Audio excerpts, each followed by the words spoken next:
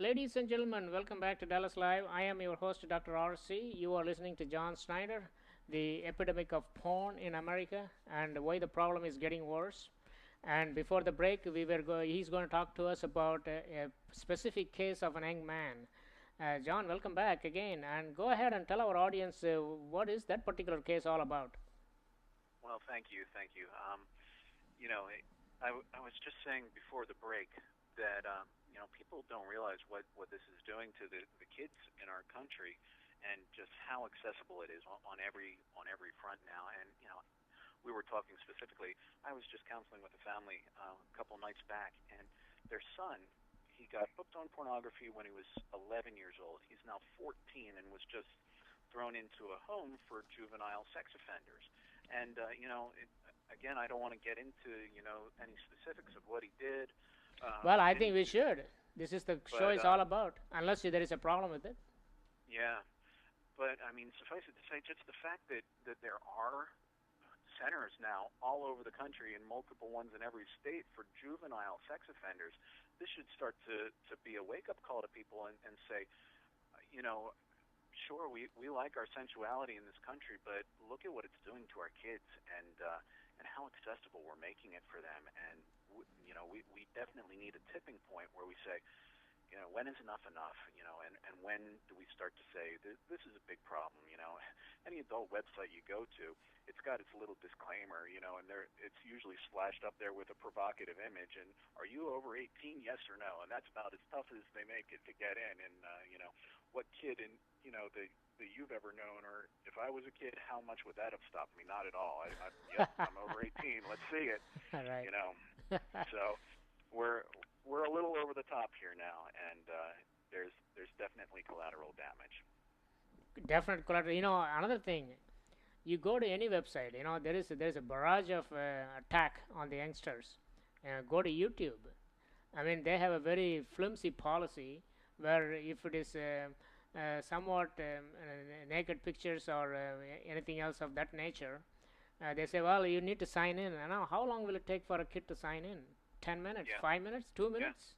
And that's Yeah. it. That's all they're expecting you. Now, you just sign and tell your age, I'm 54 years old, and that's about it. Yep. Oh, well, you need an email address. Well, that takes them all of 2 minutes to get a free Gmail account or something of that nature too. So, yeah, the kids aren't stupid, and parents that have the filters or whatever need to realize that usually a simple Google search and the kid has gotten around it, and they've seen their friends do it at school nowadays. So it really is getting to an epidemic level. Now, And the escalation that you talked about early on, you start from the simple Playboy and then all the way you go to extremely hardcore, level. But that's not just in the area of watching or reading about it or watching it on online. It actually escalates to physical, real life reality where you go and attack other people. If most likely like that little boy did. I guess he's no longer little, but he attacked somebody else, right? Perhaps sexually assaulted another girl, and that's why he ended up in the juvenile detention. Yeah. Yep. And I'm sure you've heard about the stories on the news, just like I have. It seems like every week we're hearing about a kid getting molested on the bus, or kids that are acting out in some way, and it just seems to be getting worse and worse. That's performing interesting. these acts in the bathroom. Even close friends of mine, they just had something devastating happen, and their cousin, they've got a boy who's 6, cousin who's 7, daughter who's 8. The cousin saw some of her mother's pornography, and then when the kids were all hanging out, she said, oh, here's something that we're supposed to do. And so the parents walked in on the 2 girls and the boy acting out something that they had seen in the pornography that mom had. So it just goes on and on, the stories of acting out, and yes, even the violent instances where it requires putting a kid into a home for this. Who heard of this 20 years ago? A home for a juvenile sex offender, but now they're all over the country. That brings up an important point, because my son, this has nothing to do really with the pornography. It's bullying. My son was walking to the school, and the other day I found A couple of guys come up to him and shouted at him or something. So I complained to the principal. Now this Mhm. brings up another issue. These bullies are probably looking at all kinds of various things, and the same bully, and I because I dropped my son off at the school, that same bully was bullying another girl, in a different way. So now that just gives me an idea whether I got to tell the school to watch out for this kid. Now here is the worst part of this news. These kids were standing in front of the building as greeters to open the door. And I said, wait a minute, this bullying starts right at the at the curbside. I don't know what's happening inside. Okay. Perhaps I should think about a little bit more about it. Now there is something else I want to ask you about. Uh, Sure. Pedophilia. Am I saying it correctly? Pedophile or pedophilia? Is that the right word? An attraction towards children. Yeah. Mhm. Now you got a serious problem. And I was just reading it. I want you to talk to me about this because in August 17th of this year in Baltimore, a bunch of psychiatrists from Johns Hopkins, Harvard, and Louisville University got together, and then they are saying that pedophilia is no longer a crime. It should not be a crime. It's not a mental disorder, and they are wanting to change the DSM, the Bible of American Psychiatric Association, saying that the pedophilia should be now downgraded to non-criminal activity. Okay, Wow. and can you believe this nonsense? Now they got some support from some unusual quarters. The Islamic Society of America says, yeah, that is correct. I will go into that in a minute. But what about pedophilia? Because that's where there is also a lot of pornography with respect to children, right? I mean, the big guys are watching this, and of course they go to jail if they get caught. But that's also a serious problem, isn't it? Yeah. That's a serious problem, and boy, I don't even know where to start with that. Um, I too have heard about lobbyists and things like that. They want to take issues like pedophilia and just downgrade them and say it's not a crime. You know what they call it? It's called minor attracted person. A pedophile is known as minor attracted person. Wow, a minor attracted person. Yeah, That's he is amazing. attracted to a minor. I think this You is know, getting absolutely ridiculous. yeah, I agree, and I think that's part of the escalation that we talked about earlier on, where you can have a normal and a healthy uh, sexual orientation or whatever, but you start going to these porn sites where, again, mixed in with everything that you're seeing, It's younger um, children. yeah, it's got the younger and younger things, along with all the more and more perverse things, and people are getting desensitized to it. But more than that, I think that we can often look at the symptoms and ignore the root, and that's true in just about anything, almost any addiction. I think that people look at symptoms and say, we've got to curb this, this behavior, but they do nothing to talk to the issues that are contributing to it in the first place. Bullying, we talked on that. Um, Pornography usage. One of the things that was so powerful to me, I when I was exposed to this at a young age, I realized that I've come to realize that something was happening that was giving me a predisposition to it, and that was the understanding that what I was looking at was wrong, but feeling this, attraction to it that was highly compelling. And then something happens in the mind that says, well, I'm attracted to a bad thing, therefore I'm bad. And so this shame starts to take root in people.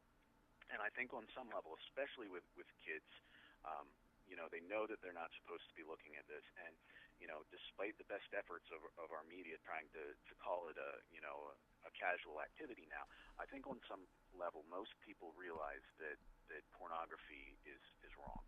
Um, and again, I could talk about that all day long, but we don't have the time. Yeah, well, But we have the time, John. Well, let me go back to this. Let's come back to the psychiatrists, what they are trying to do. Because yeah, that, to me, that is again an offshoot of pornography, pretty much. But they are trying to now normalize this particular scenario. Now, these guys are not regular guys. These are highly powerful psychiatrists working at some of the major universities. Um, it's as good as Jay Leno talking about it, or one of the other guys. Now, here is the serious problem with this. Now, what they are saying is the Grand Mufti of Egypt, from the chief of Muslims. He says having sex with a minor is no big deal simply because their prophet Muhammad, okay, got married to Aisha, his third and last wife, when she was only 6 years old, okay, and he had sexual intercourse with her at 9 years.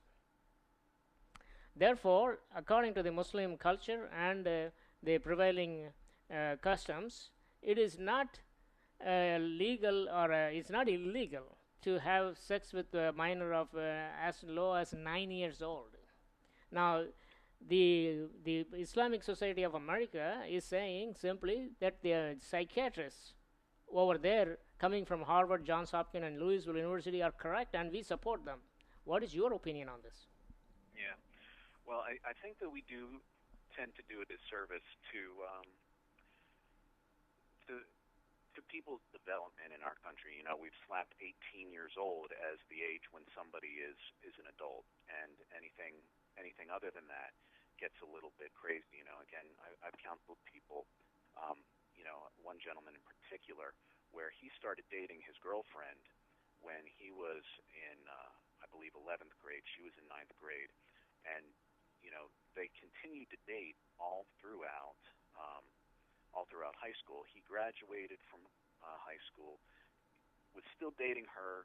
They were sexually active, and when they broke up, she got very, very offended at the breakup, and then they managed to incarcerate him for statutory rape, which I think is interesting because now he was a legal adult and she was, 3 years younger than him, a legal minor. You know, there's, I think we Well, need to look maybe maybe he deserves it. I do not know. I don't know how to how to make a pass a judgment on this.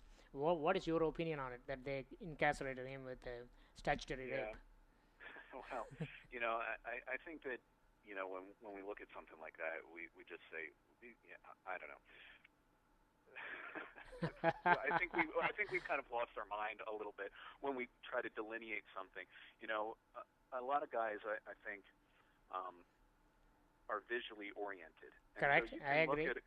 And so a 16-year-old girl that's fully developed and looks like a woman to a guy who doesn't know how old she is, then but then you find out she's 16 and somebody wants to slap a label of a pedophile on him.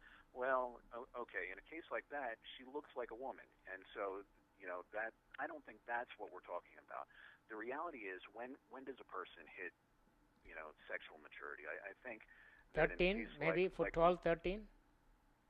yeah, exactly. Usually it's Yeah, 12, but you see, 13. sexual It, maturity is one thing, but the emotional maturity is completely different. They yeah, may not be. that's true. Some people, my family members accuse me that I haven't reached my emotional maturity yet. Yeah. That's the truth. And I was actually going to be coming around to that. So people are quick to slap these labels on, but there's a developmental process that needs to take place in somebody. And I think that we need to be aware of that. And the laws are in place for that reason. And people are taking advantage of minors and things like that. And when I hear what you were talking about, people saying that it's okay to go in with a 9-year-old girl or whatever, that just is so ridiculous and so shocking to me that I don't know how a sane person can come to that realization unless they have just completely seared their conscience to all reality. So, Very interesting. All right, Jon Snyder. Ladies and gentlemen, you are listening to Jon Snyder. He is talking about the America's porn epidemic and why is the problem getting worse. And I can see it is getting pretty much worst conditions right now. I guess it might even go down. I do not know. But let's see how we can get to the solution for this in our last quarter of our program. The number to call is 469 307 1642, and we will be right back.